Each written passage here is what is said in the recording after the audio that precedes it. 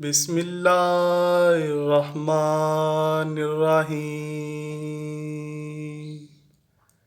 حضرت ابراہیم النخعی تابعی جو کہ مسلم و صحیح بخاری کے بنیادی راوی ہیں، ان کے بارے میں المعجم الکبیر للطبرانی میں روایت ہے، وہ اکثر فرمایا کرتے تھے اگر بالفرض میں قاتلان سیدنا امام حسین رضی اللہ تعالیٰ عنہ میں شامل ہوتا تو بالفرض میری بخشش بھی ہو جاتی اور مجھے جنت میں جانا نصیب ہو بھی جاتا، تب بھی مجھے اس بات سے شرم آتی کہ رسول اللہ صلی اللہ علیہ وآلہ وسلم کی میرے اوپر نظر پڑتی اور وہ فرماتے کہ تو بھی حسین کے قاتلوں میں شامل ہے۔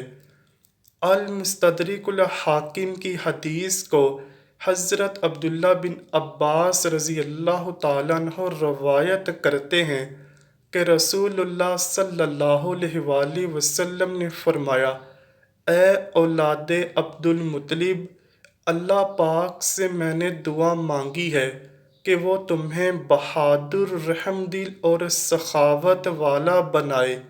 یاد رکھو، اگر کوئی شخص حجرہ اسود اور مقام ابراہیم کے درمیان جم کے نماز پڑھتا ہے اور روزے رکھتا ہے، مگر وہ شخص میرے اہل بیت سے بغض رکھنے کی حالت میں اللہ سے قیامت میں ملاقات کرے تو ضرور آگ میں جائے گا۔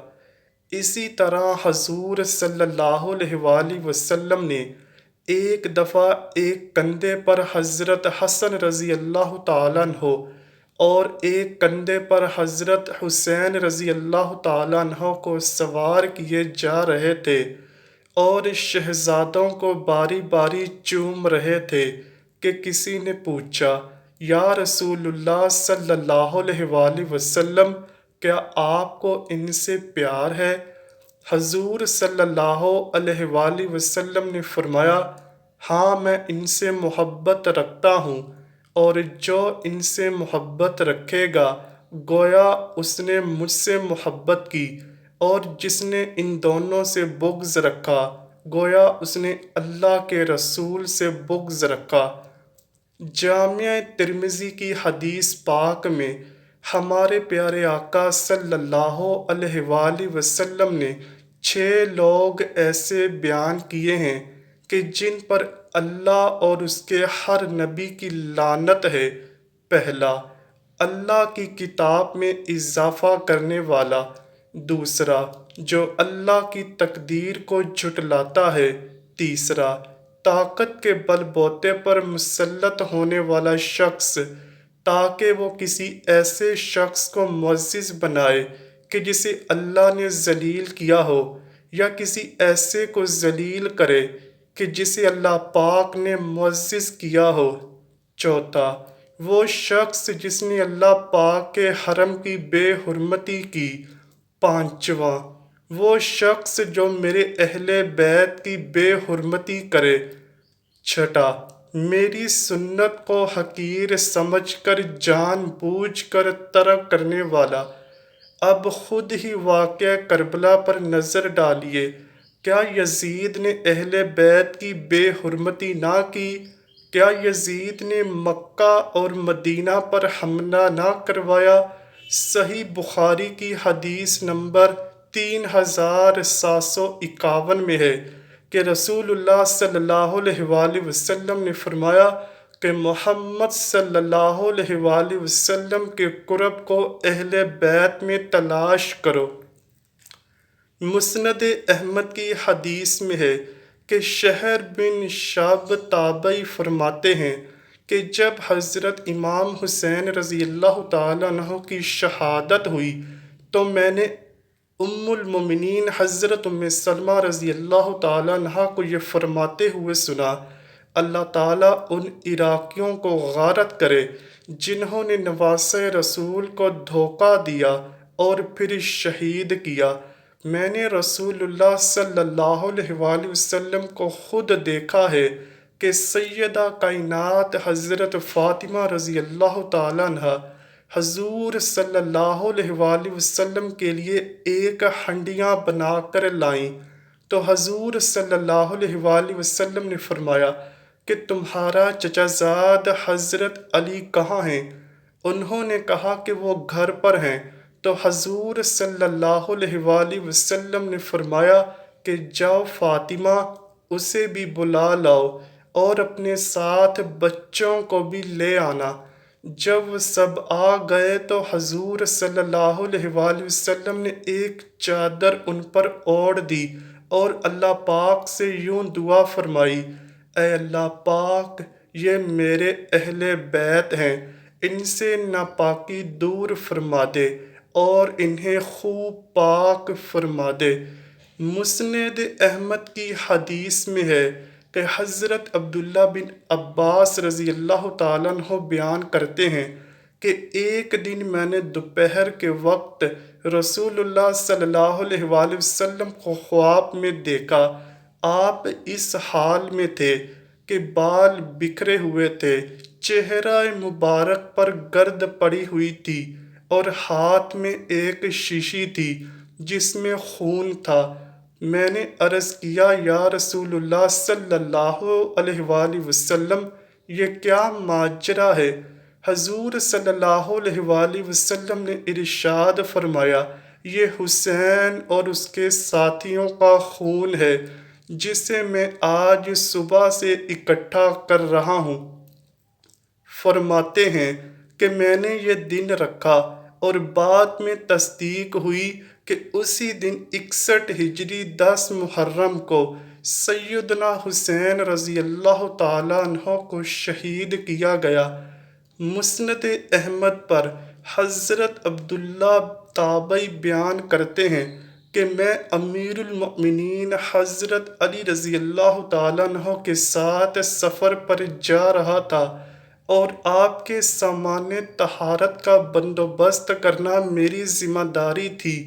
فرماتے ہیں کہ ایک دفعہ ہم صفین کو جاتے ہوئے فرات کے قریب سے گزرے تو اچانک حضرت علی رضی اللہ تعالیٰ عنہ فرمانے لگے، اے حسین، فرات کے کنارے صبر کرنا، اے حسین، فرات کے کنارے صبر کرنا۔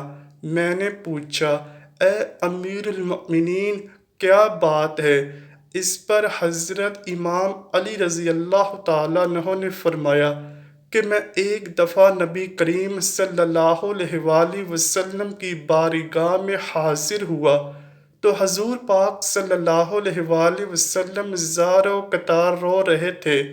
میں نے بے چین ہو کر پوچھا، حضور صلی اللہ علیہ وآلہ وسلم، کس بات نے آپ کو غمگین کیا ہے؟ حضور صلی اللہ علیہ وآلہ وسلم نے فرمایا، ابھی جبرائیل میرے پاس آئے تھے تو وہ مجھے اللہ تعالیٰ کی طرف سے خبر دے رہے تھے کہ بے شک حسین کو فرات کے کنارے شہید کر دیا جائے گا۔ اس کے بعد حضور صلی اللہ علیہ وآلہ وسلم نے مجھ سے فرمایا، اے علی، کیا میں تمہیں مقتل کی مٹی نہ دکھاؤں؟ میں نے کہا، جی حضور صلی اللہ علیہ وآلہ وسلم۔ چنانچہ حضور صلی اللہ علیہ وآلہ وسلم نے اپنی مٹھی کھولی اور اس میں مٹی تھی۔ اس کے بعد ہم دونوں اپنے آنسوؤں کو نہ روک سکے۔ دوستو، ایسے نواسے کو شہید کیا گیا جس کے لیے ہمارے نبی صلی اللہ علیہ وآلہ وسلم نے کئی مرتبہ سجدہ لمبا کیا، بہت دفعہ خطبہ چھوڑ دیا، کئی دفعہ نماز لمبی کی، کئی دفعہ جماعت چھوٹی کر دی۔ صحیح بخاری، جامع ترمذی، صحیح مسلم اور مسند احمد سمیت حدیث کی تمام کتابیں حضرت امام حسین رضی اللہ تعالیٰ عنہ اور حضرت امام حسن رضی اللہ تعالیٰ عنہ کی شان مبارک میں بھری پڑی ہیں۔ بہت سے ایسے مقامات پر جس میں حضور صلی اللہ علیہ وآلہ وسلم نے فرمایا ہے کہ حسین مجھ سے ہے اور میں حسین سے ہوں۔ دوستو نجات اسی میں ہے کہ اب بھی موقع ہے، جنتی سرداروں کی شان و عظمت کا اقرار کر لو، ورنہ وہ دن دور نہیں کہ بروز قیامت تمہیں بھی یزیدی لشکر کے ساتھ کھڑا کر دیا جائے اور پھر حساب دینا بھی ایک عذاب بن جائے گا۔ اے اللہ پاک ہمیں، ہمارے والدین اور ہماری نسلوں کو بھی نبی پاک صلی اللہ علیہ وآلہ وسلم اور ان کی اہل بیت سے سچی محبت عطا فرما دے، دشمنان اہل بیت اور بغض اہل بیت رکھنے والوں کو ہم سے دور فرما دے۔ اے اللہ پاک ہمارا تن من دھن سب کچھ نبی پاک حضرت محمد صلی اللہ علیہ وآلہ وسلم اور ان کی اہل بیت پر قربان ہو جائے۔ کمنٹ سیکشن میں آمین لکھنا مت بھولیے گا۔ امید کرتا ہوں کہ آپ کو ویڈیو ضرور پسند آئی ہوگی۔ اگر ویڈیو پسند آئی ہے تو ویڈیو کو لائک کیجئے، شیئر کیجئے اور چینل کو لازمی سبسکرائب کیجئے۔